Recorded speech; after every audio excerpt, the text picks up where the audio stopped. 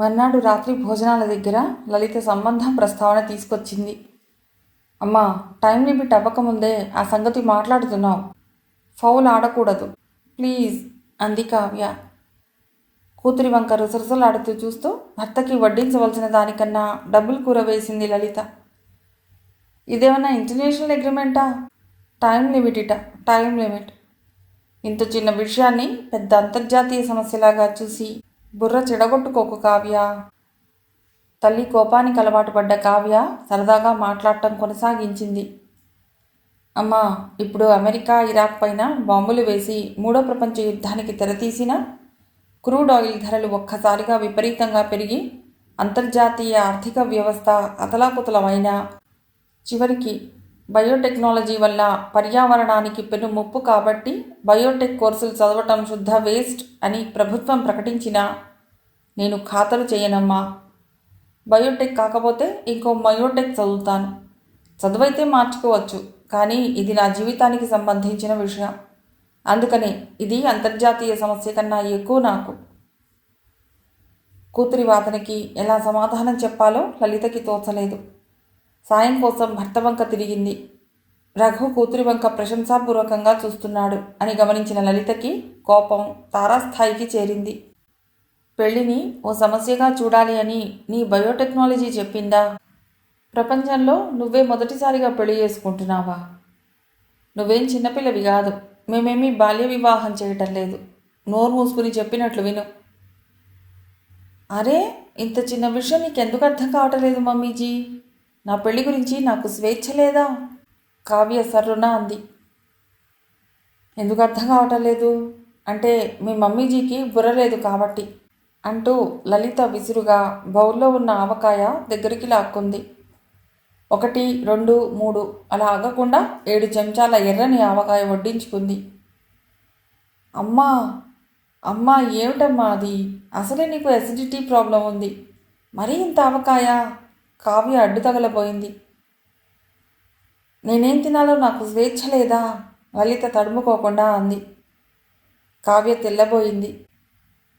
భార్య గమనించకుండా రఘు టేబుల్ కింద నుండి కావ్య కాలు సన్నగా తొక్కాడు. లలిత, కావ్య చెప్పినట్లు రేపటి వరకు గడువు ఉంది కదా, ఎందుకు తొందరపడతావు? కావ్య అర్థం చేసుకుంటుంది. ఇలా ఎమోషనల్ బ్లాక్మెయిల్ చేయనక్కర్లేదు. కంచం అవతల పెట్టి మామూలుగా తిను అని భార్యకి మెత్తగానే కానీ దృఢమైన స్వరంతో చెప్పాడు.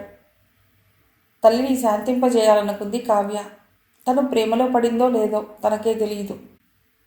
ఆ యువకుడు జీవన్ అయితే ప్రస్తుతానికి బయోటెక్నాలజీని ప్రేమించాలి. అతడు జీవన్ కాకపోతే ఊరు పేరు తెలియని వ్యక్తిని చూసి మనసు పారేసుకున్నట్టు లెక్క. అంటే అది వెర్రి ప్రేమో పిచ్చి ప్రేమో కానీ మామూలు ప్రేమ కాదు. కాబట్టి చిన్న అబద్ధం చెప్తే తప్పులేదు అనుకుని కావ్య ప్రాధేయపూర్వకంగా అంది. అమ్మా, నేను ప్రేమలో పడలేదు. అలా ఎవరినో ప్రేమించి తల్లిదండ్రులు చెప్పిన సంబంధం వద్దు అంటే కంగారు పడిన అర్థం ఉంది. కానీ నాకు ఏ ఆప్షన్ ఇవ్వకుండా కంపల్సరీగా ఇలాగే చేయాలంటే ఎలాగమ్మా? లలితకి తిరిగి ఆవేశం వచ్చింది. ఆ అబ్బాయి జీతం ఎంతో తెలుసా? BMW కారు ఉందిట, పెద్ద ఇల్లు ఉందిట, ఆడపడుచులు లేరు, ఒక్కడే పిల్లాడు. తలకిందులా తపస్సు చేసినా ఇలాంటి సంబంధం వస్తుందని గ్యారంటీ లేదు. అబ్బాయి పిన్నిమన్నా నువ్వు వెళ్ళిన పెళ్లిలో నిన్ను చూసిందిట. కావ్య చురుగ్గా ఆలోచించింది. అమ్మా, ఒక్క నిమిషం ప్లీజ్ ఆగు. అబ్బాయి పిన్ని అంటే అక్కడ నాతో మాట్లాడిన సుధా ఆంటీనా? సూటిగా అడిగింది. ఆవేశంలో నోరు జారి రహస్యం రట్టు చేశానని గ్రహించింది లలిత. అంతలోనే తప్పేముంది అని సమాధానపడింది. అవును అంది క్లుప్తంగా. కావ్య మొహంలో వంకర నవ్వు ప్రత్యక్షమైంది. ఓకే ఓకే అమ్మా, మిగిలింది నేను గెస్ చేయగలను. ఆ మాత్రం తెలివితేటలు నాకున్నాయి. సుధా ఆంటీ నన్ను పలకరించినప్పుడు అమ్మ రాలేదే అని నీ గురించి అడగలేదు. నీ తలనొప్పి గురించి తెలిసి ఉంటే అమ్మకి ఎలా ఉంది అని అడగాలి. అలా అడగలేదు అంటే లేని తలనొప్పితో నువ్వు పెళ్ళికి రాకపోవటం, సుధా ఆంటీతో పాటు ఓ కజిన్ రావటం, ఇదంతా మీరు ఆడిన డ్రామానా? ఆగాగు, ఆ కజిన్ కొడుకేనా అమెరికాలో ఉన్న మహానుభావుడు? కోపంతో చివరిలో కావ్యస్వరం కీచుగా మారింది. అవును, నువ్వు ఆవిడకి బాగా నచ్చావుట. అయినా ఇందులో డ్రామా ఏముంది? ఒక్క విషయం ఆలోచించు. నా కోసమని ఇదంతా చేశానా? నీకోసమని, నీ బాగు కోసమని ఆ డ్రామాను, ఆ చిన్ని అబద్ధం ఆడాను, లలిత చెప్పింది. అయితే అబద్ధాలు నేను చెప్పవచ్చన్నమాట అన్న ఊహ కలిగింది. కానీ ఆ ఊహ కావ్య కోపాన్ని తగ్గించలేదు. ఆ కోపం వల్ల నాలికపైన కంట్రోల్ కోల్పోతున్నాను అని కావ్యకు తెలుసు. కానీ ఆమె ఖాతరు చేయలేదు. ఇప్పుడు అర్థమైందా అమ్మా? సుమ పేరెంట్స్ కూడా సుమ మేలు కోసమని ఇలాంటి డ్రామా ఏదో ఆడి ఉంటారు. చివరికి సుమ సహనం కోల్పోయి ఆ పని చేసి ఉంటుంది. సీసా అందుకుని గటగట లీటర్ నీళ్లు తాగింది లలిత. అంటే అంటే నీ అభిప్రాయం ఏమిటి? రఘు కలుగజేసుకోబోయాడు. మీరాగండి, కావ్యని మాట్లాడనివ్వండి. చెప్పు కావ్య, సుమ చేసిందే నువ్వు చేయాలనుకుంటున్నావా? లలిత దాదాపుగా అరిచింది. అమ్మా, సుమ సంగతి పక్కన పెట్టు. అసలు విషయం దాచి కుట్రలు కుతంత్రాల్లాగా ఇలాంటివి చేయటం బాగోలేదు. ఆహా, అలా కాకుండా కావ్య, మనం పెళ్ళికెడదామంటే వచ్చేదానివా? అయినా నీకిప్పుడేం అవమానం జరగలేదు కదా? ఆవిడక్కడ నిన్ను వెర్రిమొర్రి ప్రశ్నలు అడగలేదు కదా? ఏమిటి నీ ప్రాబ్లం? కావ్య మౌనంగా ఉండిపోయింది. చాటుగా తండ్రి సంజ్ఞ చేయటం దానికి కారణం. సుధా కజిన్ ఏమన్నారో తెలుసా? అభి అంటే పెళ్లి కొడుకు. మన అభి మొదట ఆ అమ్మాయిని చూశాకే వేరెవరినైనా చూస్తాడు అని అందిట. అందుకనే నేను ఇంతగా చెప్తున్నాను.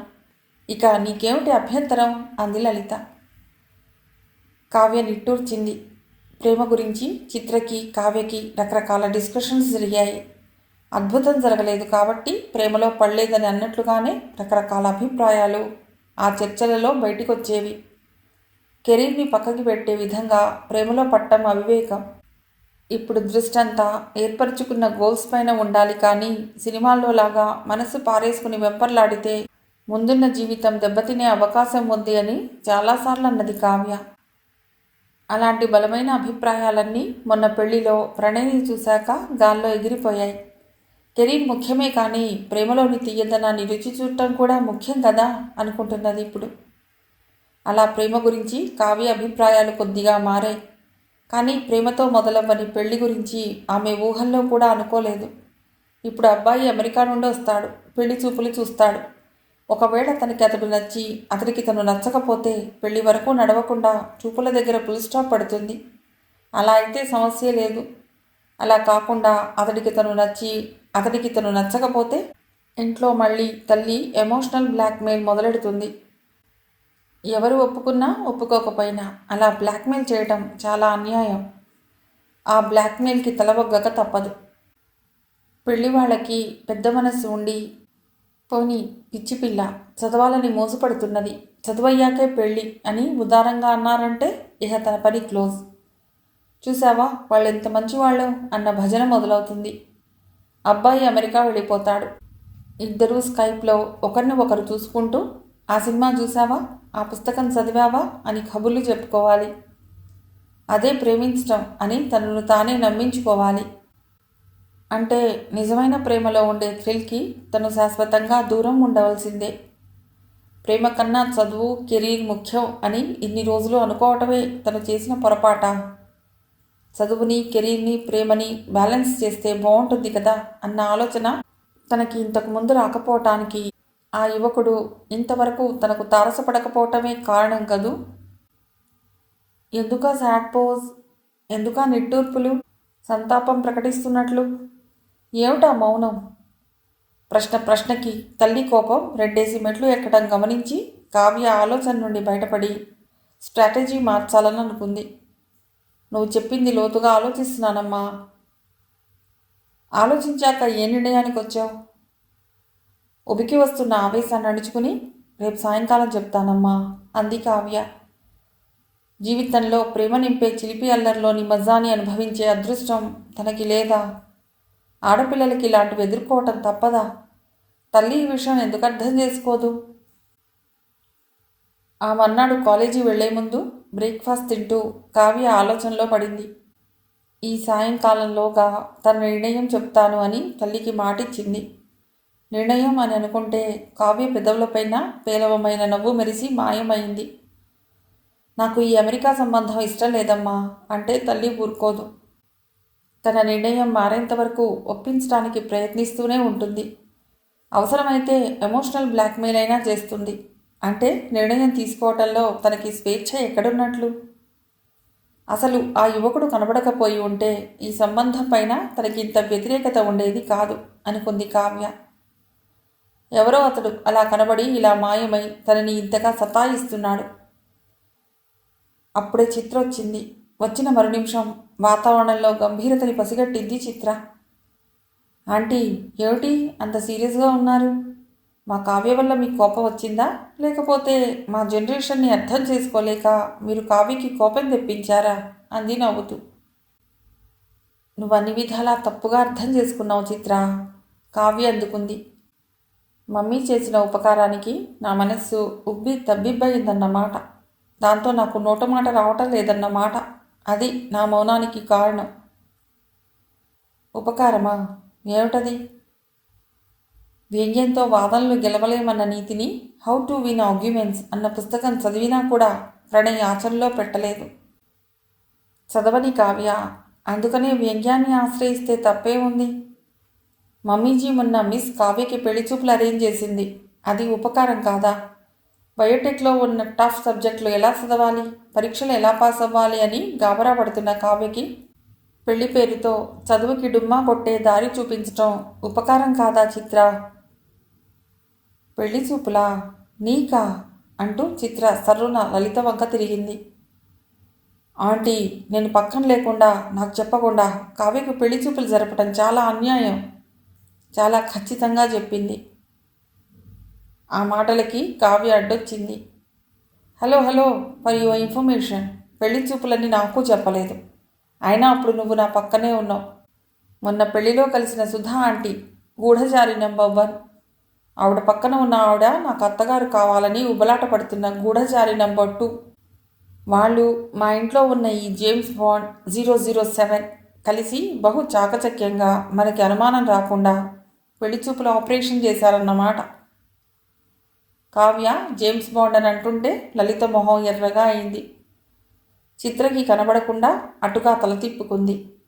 ఆ ఇబ్బందికర పరిస్థితిని తప్పించుకోవటానికి చిత్ర నాకు కాల్ వస్తున్నది అని ప్రకటించి మూగగా ఉన్న సెల్ని తీసుకుని బయటికి నడిచింది. కావ్య అంటూ లలిత ఏదో చెప్పబోయింది. తల్లి మాట్లాడే అవకాశం ఇవ్వకుండా కావ్య గబగబా అంది. మమ్మీజీ, సాయంకాలం వరకు ఆగకుండా ఇప్పుడే చెప్పేస్తున్నాను. నాకు అత్తగారు బాగా నచ్చారు. అబ్బాయి ఎలా ఉన్నా నేను ఆవిడనే పెళ్లి చేసుకుంటాను. సారీ, ఆవిడ అబ్బాయినే పెళ్లి చేసుకుంటాను. నాకు అభ్యంతరం ఏమీ లేదు. Are you happy? Lalitha shock తగిలినట్టు గోడ కానుకుని నిలబడింది. క్షణం తర్వాత తేరుకున్నా గుటకలు మింగుతూ ఉండిపోయింది. చిత్ర, నీకు కాల్ రాలేదని నాకు తెలుసు. ఇక్కడ మా మధ్య గొడవలు జరగటం లేదు కాబట్టి నువ్వు నిరభ్యంతరంగా రావచ్చు, గట్టిగా అరిచింది కావ్య. లలితని అపరాధ భావం ములులాగా పొడవసాగింది. భలే నాటకం ఆడి అమెరికా అత్తగారికి కావ్యని చూపించాను అన్న భావన పోయి కూతురితో ఫ్రాంక్గా మాట్లాడక తప్పు చేశాను అన్న భావన కలగసాగింది. సాయంకాలం కావ్య కాలేజీ నుండొచ్చాక దగ్గరకు తీసుకుని బుజ్జగించి ఏదో ఒక విధంగా రాజీకి రావాలని అనుకుంది లలిత. లలిత ఆలోచనలలో ఉండగా కావ్య, చిత్ర ఆమెకి బాయ్ చెప్పి కాలేజీకి వెళ్ళారు.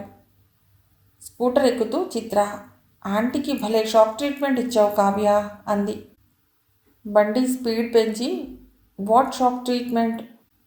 అప్పుడు నా మనసులో ఉన్నది మమ్మీజీకి చెప్పాను, అంతేగాని ఎవరికో షాక్ ట్రీట్మెంట్ ఇవ్వాలన్న ఉద్దేశం నాకు లేదు అంది కావ్య. అంటే అంటే రేపు ఇంకో విధంగా అనిపిస్తే ఇంకోటి చెప్తావా? Why not? నా నోరు, నా అభిప్రాయాలు, నా ఇష్టం. వినటం, వినకపోవటం, మన్నించకపోవటం ఎదుటివారి ఇష్టం. అవునా? కావ్య అంది. నాకు గజిబిజిగా ఉంది, సినిమా కబుర్లు చెప్పుకుందాం అంది చిత్ర టాపిక్ మారుస్తూ. క్లాస్లో కావ్య ప్రవర్తన మామూలుకి భిన్నంగా ఉండటం గమనించింది చిత్ర. లంచ్ టైంలో డోంట్ డిస్టర్బ్ మీ అని కావ్య 5 నిమిషాల్లో లంచ్ చేసి లైబ్రరీకి వెళ్ళింది. సాయంకాలం క్లాసులు అయ్యాక క్యాంటీన్లో కూర్చున్నాక, క్లాసులు మొదలైనప్పటి నుండి చూస్తున్నాను, మూడీగా ఉన్నావు కదూ. ఆంటీ జస్ట్ అలా అంటారు కానీ నీ ఒపీనియన్కి వాల్యూ ఇస్తారులే చివరికి. టీ ఆర్డర్ ఇవ్వగానే చిత్ర అంది. టీ వచ్చేంత వరకు ఆగి ఓ గుటక తాగి కావ్య మెల్లిగా అంది. పొద్దున నువ్వు అంతా విన్నావు కదా. ఇప్పుడు నేను చదువు మాని పెళ్లి చేసుకుందాం అనుకుంటున్నాను. అది మంచి నిర్ణయమా కాదా చెప్పు. ఆంటీని డిఫెన్స్లో పెట్టడానికి కావ్య కూడా డ్రామా ఆడుతున్నది అని అంతవరకు అనుకుంది చిత్ర. నోటి నిండా ఉన్న వేడి టీని గుటుక్కున మింగింది. What, are you really serious? I'm damn serious. N Kavya, daughter of N Raghu and Lalitha, ఇప్పుడు ఎంఎస్సి బయోటెక్ మధ్యలో ఆపేసి ఎంచక్కా పెళ్లి చేసుకుంటే ఈ దేశానికి కానీ సమాజానికి కానీ బయోటెక్నాలజీ రంగానికి కానీ ఏమన్నా నష్టం ఉందా చెప్పు.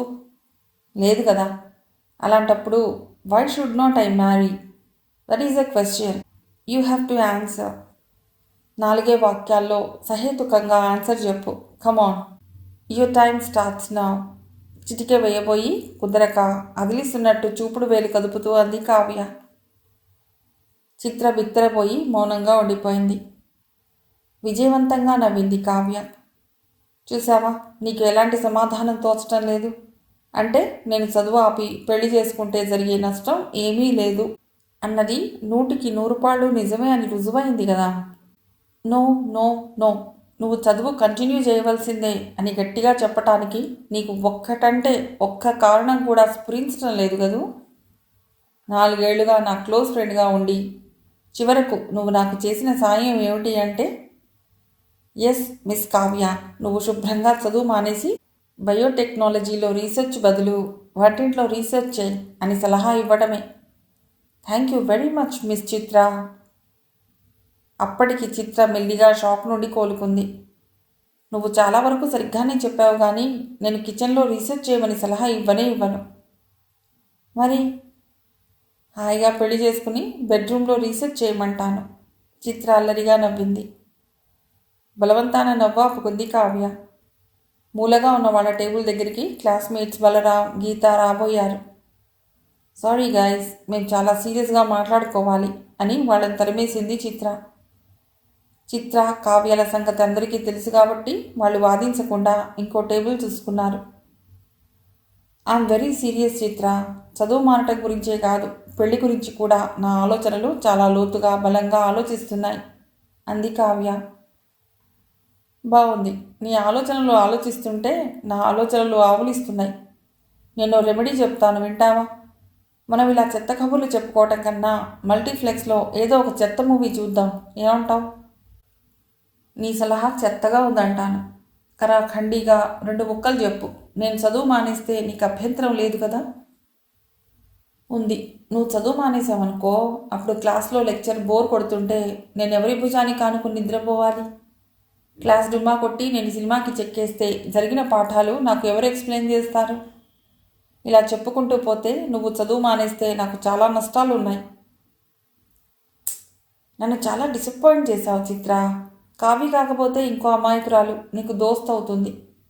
చెవిలో గురకపెట్టి భుజంపైన చొంగ కారుస్తూ నిద్రపోయినా ఖాతరు చేయని కాంచనమాల నీతో ఫ్రెండ్షిప్ చేయొచ్చు.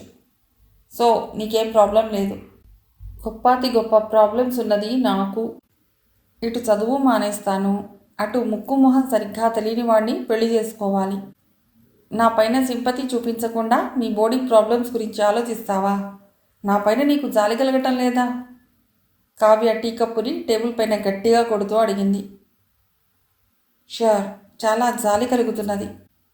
బ్లాక్ అండ్ వైట్ సినిమాల రోజుల్లాగా ఇంకా ముక్కు మొహం తెలియని వాడిని పెళ్లి చేసుకోవటం అని ఆలోచిస్తున్నందుకు నీ పైన జాలేస్తున్నది. ఇంత చల్లారిన టీ తాగుతున్న నా పైన కూడా జాలేస్తున్నది. I will get 1 more round. Chitra లేచింది. టీ కప్ అందిస్తూ, ప్రేమించి పెళ్లి చేసుకుంటే ముక్కు మొహం తెలియదు అన్న కంప్లైంట్ ఉండదు కదా మేడం అంది చిత్ర. ఆ ఆలోచన అంతవరకు రానట్లు కనుబొమలు పైకెత్తింది Kavya. Wow, what a nice idea అంది కావ్య. ప్రేమ అన్న టాపిక్ పైకి సంభాషణ మరలటానికే ఆమె అంతవరకు ప్రయత్నించింది. ఆ అమెరికా కుర్రవాడి ముక్కు మొహం సరిగ్గా తెలియవు కదా, అతన్ని ఎలా పెళ్లి చేసుకోవటం అని నేను మదనపడుతుంటే నువ్విచ్చిన సలహా నాకు బాగా నచ్చింది చిత్ర. అమ్మతో మాట వరుసకి అమెరికా సంబంధం అంటే అభ్యంతరం లేదని చెప్పాను కానీ అది ఎలాగో ఇప్పుడప్పుడే ముందుకెళ్ళదు. ఈలోగా ఈలోగా ఎందుకు, ఇప్పటి నుండే కాలేజీ సంగతి, చదువు సంగతి మర్చిపోయి రేపటి నుండి కాలేజీ డుమ్మా కొట్టి రోడ్లపైన పడమని కదా నీ సలహా. నేను ప్రేమించడానికి ఎలిజిబుల్గా ఉన్న క్యాండిడేట్లు ఎవరన్నా ఎదురవుతారా అని వెతకమనే కదూ నువ్వంటున్నది. Very good idea. నోటి నిండా ఉన్న వేడివేడి టీ మింగవలసి రావటంతో ఇంకొకసారి అవస్థపడింది చిత్ర. నేను అలా అనలేదు అంది చిత్ర కంగారుగా. క్లాస్లో లెక్చరర్ ఏం చెప్పాడు అన్నది ముఖ్యం కాదని, దాన్ని మనం ఎలా అర్థం చేసుకున్నాం, ఏం రాసాం అన్నది ముఖ్యమని, దాని ప్రకారమే మార్కులు వస్తాయని నీకు తెలుసు కదా చిత్ర. అలాగే నువ్వు ఎలా చెప్పావో అనవసరం, నాకు ఎలా అర్థమైందో అది ఇంపార్టెంట్. నా మట్టుకు నేను ఈ క్షణం నుండి హ్యావ్ టు లవ్, ప్రేమలో పట్టడానికి 12 చిట్కాలు లాంటి పుస్తకాల వేటలోనూ, నాకు ఎలిజిబుల్ క్యాండిడేట్లుగా కనబడే వారి వేటలోనూ గడుపుతాను. ఈ చదువుల అవసరం నాకు లేదు, కావ్య గడగడా చెప్పేసింది. చిత్ర ఈసారి టీకి బదులు గుటకలు మింగింది. ఆర్ యూ సీరియస్ అంది తమాయించుకుని. కావ్య వెంటనే సమాధానం ఇవ్వలేదు. తన బ్యాక్ ప్యాక్ తెరిచి అందులో ఏమున్నాయా అన్నట్టు చూసింది. కావలసినవి తీసి హ్యాండ్ బ్యాగ్లో పెట్టి బ్యాక్ ప్యాక్ చిత్రకు అందించింది. చిత్ర ఆమె వంక అయోమయంగా చూసింది. దీని అర్థం ఏమిటి అన్నట్లు కనుబొమ్మలు ఎగరవేసింది. మాటి మాటికి నువ్వు ఆర్ యూ సీరియస్ అని అడుగుతున్నావు కదా, నేను సీరియస్ అని చెప్పే ప్రయత్నం ఇది. ఈ బ్యాక్ ప్యాక్ని, అందులోని నోట్స్, టెక్స్ట్ బుక్స్తో సహా ఎవరన్నా అనాథ ఎంఎస్సి బయోటెక్ స్టూడెంట్కి డొనేట్ చేయి. నాకు ఆ పుస్తకాలతో ఇక పని లేదు. ఇప్పటి నుండి రోడ్డు అనే కాలేజీ పైన ప్రేమ పాఠాలు అనే కోర్సు చదవటం మొదలెడతాను. ఠక్కున లేచి వెనక్కి చూడకుండా చకచకా బయటికి నడిచింది కావ్య. దూరం అవుతున్న కావ్య వంక నివ్వెరపోయి చూస్తూ ఉండిపోయింది చిత్ర. కావ్య హడావుడిగా వెళ్ళటం గమనించి చిత్ర పక్కకు వచ్చింది గీత. వాట్ హ్యాపెండ్ చిత్ర, నువ్వు కావ్య పోట్లాడుకున్నారా? వేలితో బైక్ కీస్ విలాసంగా తిప్పుతూ అడిగింది. గీతని ఏగాదిగా చూసింది చిత్ర. చటుక్కున లేచింది. ఒక చేత్తో 2 బ్యాక్ ప్యాకులు అందుకుంటూనే రెండో చేత్తో లాఘవంగా గీత వేలికి ఉన్న కీ బంచ్ లాక్కుని పరుగున పార్కింగ్ ప్లేస్కి చేరింది. అప్పటికే కావ్య స్కూటర్ మలుపు తిరుగుతున్నది. గీత స్కూటర్ ఎక్కడుందో చిత్రకి అర్థం కాలేదు. చిత్ర స్కూటర్ స్టాండ్ అంతా కలియ తిరుగుతుంటే నవ్వుతూ గీత వచ్చింది. ఇక్కడ వెతుకుతున్నావా? స్కూటర్ బ్యాడ్మింటన్ కోర్ట్ దగ్గర పెట్టాను అంది. ఇంత టైం అయ్యాక ఇప్పుడు కావ్యని అందుకునే ఛాన్స్ లేదనుకుని చిత్ర థ్యాంక్స్ అంటూ కీస్ గీతకిచ్చి ఆలోచనలో పడింది. కావ్య ఎక్కడికి వెళ్ళింది? నిజంగానే ప్రేమ వేటలో రోడ్డుపైన తిరుగుతున్నదా? 2 గంటల తర్వాత కావ్య స్కూటర్ పైన పెడుతూ ఓ అపార్ట్మెంట్ ముందు స్పీడ్ తగ్గించింది. ఇక్కడే కదూ జీవన్ ఉంటాడని సుమ చెప్పింది అనుకుంది. సుమ గుర్తుకి రాగానే బ్రేక్ వేసి పక్కగా స్కూటర్ ఆపింది. అవును సుమ ఏమైంది? తన ఆలోచనలో తానుండిపోయి సుమ గురించి పూర్తిగా మర్చిపోయింది ఎన్ని రోజులు. సెల్ తీసి చిత్రకి ఫోన్ చేసింది. ఏయ్ ఎక్కడికి వెళ్ళావు? చిత్ర ఆత్రంగా అడిగింది. I'm fine. సుమ సంగతులు తెలుసా? సుమ ఒరిజినల్ ప్లాన్ ప్రకారం 4 రోజులు రహస్యంగా ఉంటుంది. ఆ తర్వాత జీవన్తో కలిసి వాళ్ళ ఇంటికి వెడుతుంది. ఎందుకు అడుగుతున్నావు? ఏమీ లేదు అంటూ అపార్ట్మెంట్ వంక పరీక్షగా చూసింది. జర్మన్, రష్యన్ లాంగ్వేజీ క్లాసెస్ అన్న బోర్డు కనబడింది. ఏమీ లేదు, మొన్న సుమ మనకి జీవనున్న అపార్ట్మెంట్ చూపించింది, గుర్తుందా? అది చూస్తే సుమ గుర్తుకొచ్చింది. అంతే, బాయ్. అప్పుడే బాయ్ చెప్పకు, నువ్వు అక్కడికి ఎందుకు వెళ్ళావు? చిత్ర అడిగింది. ఆ అపార్ట్మెంట్లో ఫారిన్ లాంగ్వేజెస్కి కోచింగ్ ఇస్తారట. నోటికి వచ్చిన కారణం చెప్పింది కావ్య. ఇప్పుడు నీకు ఫారిన్ లాంగ్వేజెస్ ఎందుకు? చిత్ర నిలదీసింది. ఆ ప్రశ్నకి సమాధానం ఇవ్వటం కావ్యకి ఇష్టం లేదు. అందుకని బాయ్ అంటూ సెల్ ఆపి కావ్య అపార్ట్మెంట్లోకి నడిచింది. ఎవరు కావాలమ్మా? వాచ్మెన్ అడిగాడు. బోర్డు పైన చూసిన ఫ్లాట్ నెంబర్ గుర్తు చేసుకుని 202 అంది కావ్య. భాషలు చెప్పేవాళ్ళ మేడం? అది క్లోజ్ అయిపోయింది, మళ్ళీ రేపు మార్నింగ్ 7కి. కావ్య వెనక్కి తిరిగింది. జీవన్ గురించి అడిగితే అసలు అతడు ఉన్నాడా, లేకపోతే సుమతో పాటు అండర్ గ్రౌండ్కి వెళ్ళాడా? సందేహిస్తూనే తిరిగి వాచ్మెన్ దగ్గరికి నడిచింది. అప్పుడే ఓ కారు లోపలికి వచ్చింది. కారు రివర్స్ చేసి పార్క్ చేయడానికి వాచ్మెన్ చేతితో సిగ్నల్ ఇస్తున్నాడు. కావ్య ఆగింది. కారు సరిగ్గా పార్క్ అయ్యాక వాచ్మెన్ కావ్య దగ్గరికి వచ్చాడు. ఇంకా ఎక్కడికన్నా వెళ్ళాలా మేడం? జీ జీవన్ తడబడుతూ అంది కావ్య. అప్పుడే కారులోంచి ప్రణయ్ దిగి బ్రీఫ్ కేస్ అందుకుని లిఫ్ట్ వంక నడిచాడు. జీవన్ అంటే ఆసారే అన్నాడు వాచ్మెన్. ఆలోచనలో ఉన్న ప్రణయ్ కావ్యని చూడలేదు. లిఫ్ట్ ఎక్కి పై ఫ్లోర్కి వెళ్ళాడు. పెళ్లిలో తాము ఊహించింది కరెక్టే అన్నమాట అనుకుంది చేదుగా కావ్య. జీవన్ డిగ్నిఫైడ్గా కనిపిస్తున్నాడు. సుమ అదృష్టవంతురాలే అనుకుంది కావ్య. ఇక దురదృష్టవంతురాలు ఎవరు అంటే జీవన్ని చూసి పిచ్చిదాన్లాగా ఏవేవో ఊహించుకున్న తనే దురదృష్టవంతురాలు. ప్రణయ్ని చూపించి అతడే జీవన్ అని వాచ్మెన్ చెప్పడంతో కావ్య హతాసురాలయ్యింది. జీవన్ సార్ని కలుస్తారా? వాచ్మెన్ అడిగాడు. వద్దు, ఆయన ఇప్పుడే వచ్చాడు కదా, తర్వాత కలుస్తాను అంది తత్తరపడుతూ కావ్య. అతడే జీవన్ అనుకుంటే బుర్ర ఖాళీ అయినట్లు, వెంటనే దిగుల ఆలోచనలు బుర్ర నిండా కమ్ముకున్నట్లు అనిపించింది కావ్యకి. ఆ ఆలోచనల దాడిని తప్పించుకోవటానికి చిత్రకి ఫోన్ చేసింది. చిత్ర, కన్ఫర్మ్ అతడే జీవన్. కన్ఫర్మ్ చేసుకునే అవసరం ఏమిటి?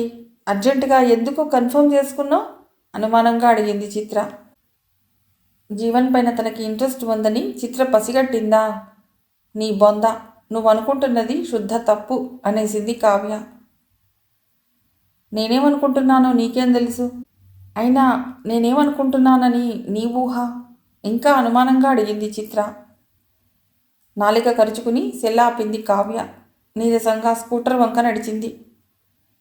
తెలియని వాళ్ళకి అపార్ట్మెంట్లలో ఫ్లాట్ నెంబర్లు చిత్రంగా ఉంటాయి. 101, 302 అని 100ల అంకెల్ని సూచించే నెంబర్లు ఉన్న చోట అన్నీ కలిపితే 12 ఫ్లాట్లు ఉంటాయి. అలాగే పార్కింగ్ పైన గ్రౌండ్ ఫ్లోర్లో ఉన్నప్పుడు అలాంటి గ్రౌండ్ ఫ్లోర్లో ఫ్లాట్స్కి G1, G2 అని పేర్లు ఉంటాయి. కొత్తగా అద్దెకి వచ్చిన ప్రణయ్ ఉంటున్నది అలాంటి G1 ఫ్లాట్లో. అతని పేరు తెలియక వాచ్మెన్ అతడిని G1లో ఉండే సార్ అనే అర్థంలో జీవన్ సార్ అన్నాడు. దాంతో ప్రణయే సుమ ప్రేమించిన జీవన్ అని కావ్య అపార్థం చేసుకుంది. అలా ఆమె అపార్థం చేసుకోకపోతే విపరీతమైన గందరగోళానికి గురయ్యేది కాదు. ప్రణయ్ని కల్లోలానికి గురి చేసేది కాదు.